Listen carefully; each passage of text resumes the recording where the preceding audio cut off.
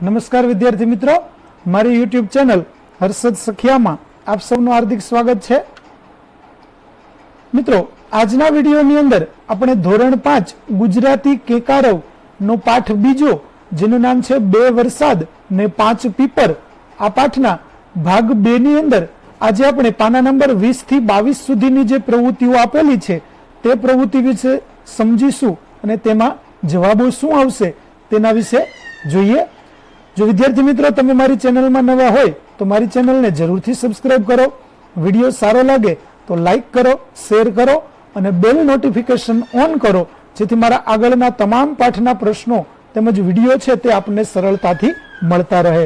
તેમજ વિદ્યાર્થી મિત્રો, જો તમે અમારા વોટ્સએપ ગ્રુપની અંદર જોડાવા માંગતા હોય તો તેની લિંક પણ આપેલી છે, તેમાં તમે જોડાઈ શકશો, જે ડિસ્ક્રિપ્શનમાં લિંક આપેલી છે, જેમાં આપને નવા પાઠના વિડીયો છે તે સરળતાથી મળતા રહેશે.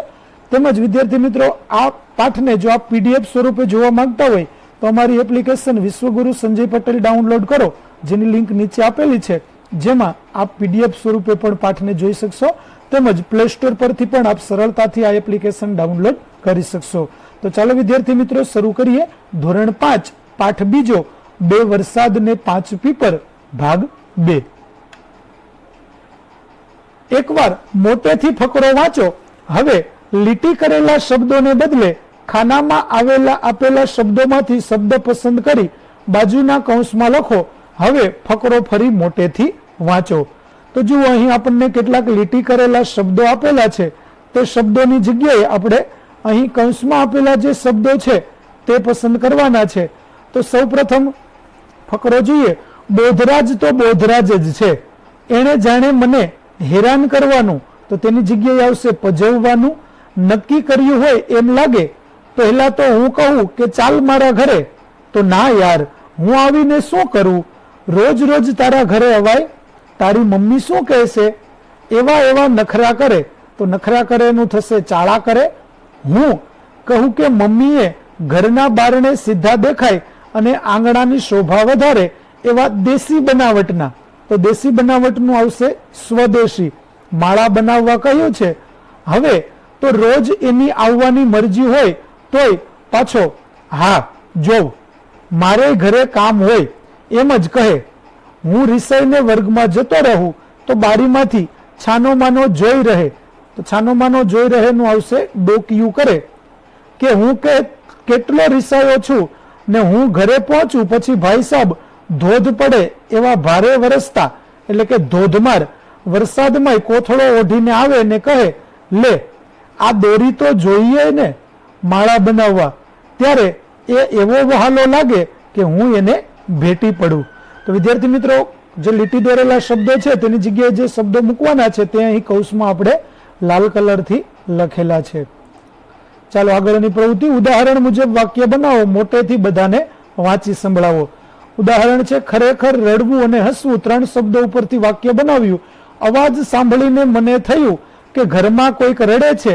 ખરેખર તો જીતુ કાકા મોટેથી હસતા હતા. તો પેલું છે ખરેખર ચાલવું અને કૂદવું. તો તેનું વાક્ય, મને થયું કે રાજુ ચાલતો હશે પણ ખરેખર તે કૂદકા મારતો હતો. બીજું, ખરેખર 50 રૂપિયા અને 52 રૂપિયા. તેનું વાક્ય, તેણે મને 50 રૂપિયા આપ્યા પણ મેં ગણ્યા તો ખરેખર 52 રૂપિયા હતા. ત્રીજું, ભલે ને આવવું અને બોલાવવું. તેનું વાક્ય, હું તો રમવા આવીશ જ, પછી ભલે ને તે મને બોલાવે કે ના બોલાવે. ચોથું, ભલે ને રમવું અને પરીક્ષા. તેનું વાક્ય, મારે પરીક્ષા ભલે ને હોય પણ મને ક્રિકેટ રમવું ખૂબ ગમે છે. પાંચમું છે ભલે ને વાતો કરવી અને ભણાવવું. તેનું વાક્ય થશે, તમારે ભલે ને વાતો કરવી હોય પણ મારે તો ભણાવવું જ છે. છઠ્ઠું છે ઓચિંતું, મસ્તી અને પ્રિન્સિપાલ. તેનું વાક્ય જોઈએ, અમે વર્ગમાં મસ્તી કરતા હતા અને કોઈ ઓચિંતા પ્રિન્સિપાલ આવી ગયા.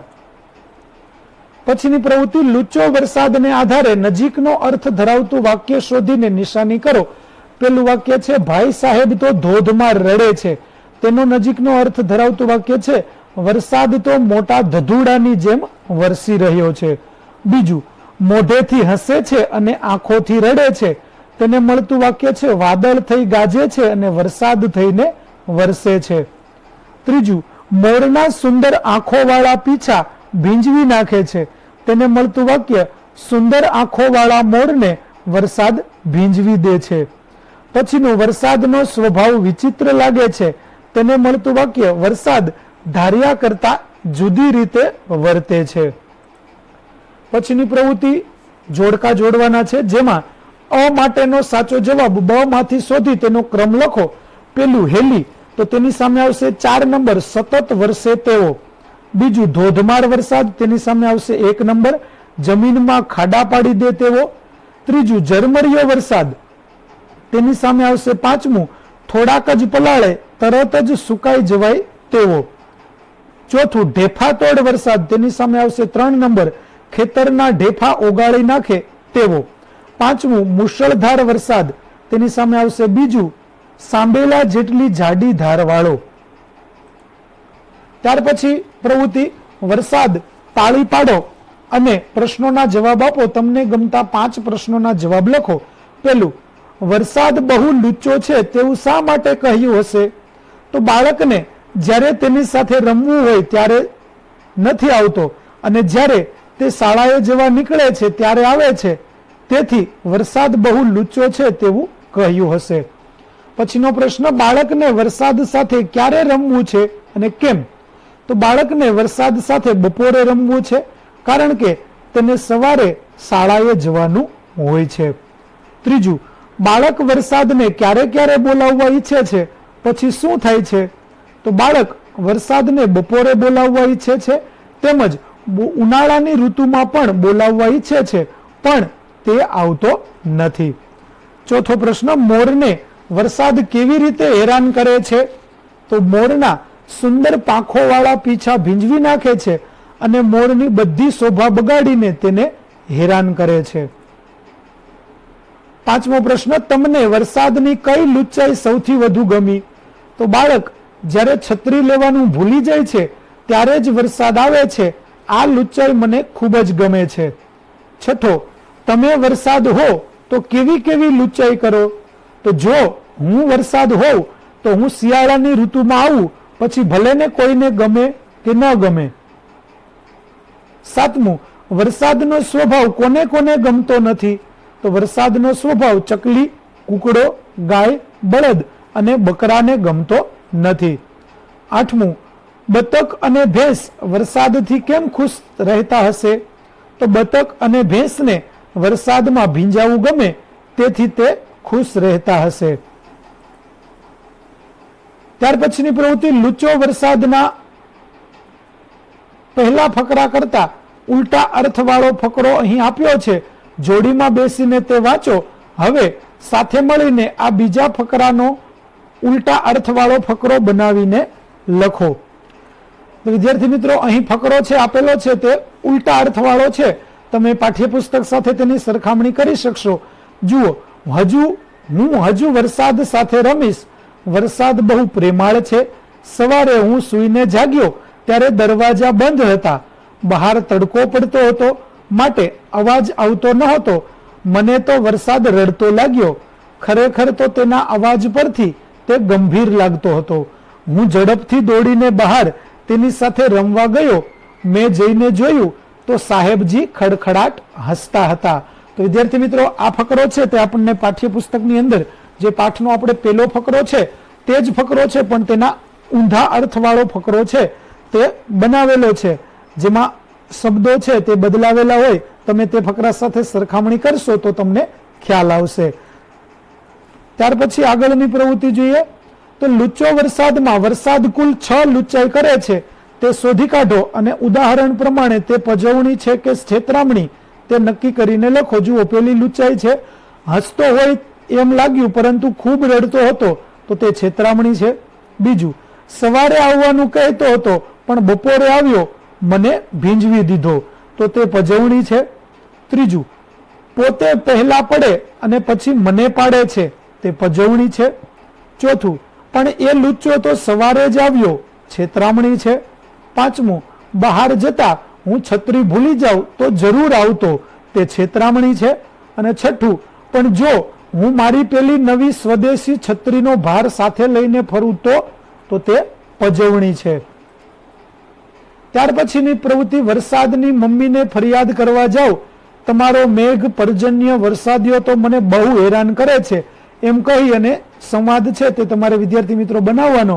વરસાદની કુલ 6 ફરિયાદ છે, તેથી 6 વિદ્યાર્થીઓએ વારાફરતી મમ્મી બનવાનું અને 6 વિદ્યાર્થી ફરિયાદી બને એવી રીતે તમારે સંવાદ છે તે કરવાનો, વાતચીત કરવાની છે. પછીનો પ્રશ્ન છે, વર્ષા ઋતુ વિશે 8-10 વાક્ય લખો. હવે 5-5ના જૂથમાં બેસો અને સાથે મળીને એકબીજાનું લખાણ ચકાસો. તમારા લખાણને 10 માંથી ગુણ આપો. તો ચાલો વર્ષા ઋતુ વિશે થોડુંક લખાણ છે તે આપણે જોઈએ. વર્ષા ઋતુને તમામ ઋતુઓની રાણી કહેવામાં આવે છે. વરસાદની ઋતુ ભારતની મુખ્ય ઋતુઓમાંની એક છે. તે દર વર્ષે ઉનાળાની ઋતુ પછી શરૂ થાય છે અને સપ્ટેમ્બર કે ઓક્ટોબર સુધી ચાલે છે. ચોમાસું આવે ત્યારે આકાશમાંથી વાદળો વરસે છે. વરસાદ થતા નદી તળાવની અંદર નવું પાણી આવે છે. ખેડૂતો પોતાના ખેતરમાં પાકની વાવણી કરે છે. ક્યારેક ક્યારેક ખૂબ વરસાદ પડે ત્યારે વાદળોનો ગડગડાટ અને વીજળીના ચમકારા પણ થાય છે. ત્યારે મને ખૂબ ડર લાગે છે. ચોમાસામાં વરસાદ વરસ્યા પછી ચારે તરફ લીલું ઘાસ ઉગી નીકળે છે, જેથી ધરતીએ જાણે કે લીલી ચાદર ઓઢી હોય તેવું લાગે છે. તો વિદ્યાર્થી મિત્રો, અહીં આપણો ભાગ 2 પૂરો થાય છે, જેમાં આપણે પેજ નંબર 20 થી લઈ અને 22 સુધીની પ્રવૃત્તિઓ જોઈ. આગળના ભાગની એટલે કે આગળની પ્રવૃત્તિઓ જોવા માટે ભાગ 3ના વિડીયોની લિંક આ વિડીયોના ડિસ્ક્રિપ્શનમાં આપેલી છે, જેની મદદથી તમે તે વિડીયો જોઈ શકશો. તેમજ વિદ્યાર્થી મિત્રો, આપને આ વિડીયો કેવો લાગ્યો તે મને કમેન્ટ કરી જરૂરથી જણાવજો. તેમજ આપને ગમ્યો હોય તો આપના મિત્રો સાથે પણ તેને શેર કરજો, લાઈક કરજો. ફરી મળીશું ભાગ 3ની અંદર. ત્યાં સુધી આવજો.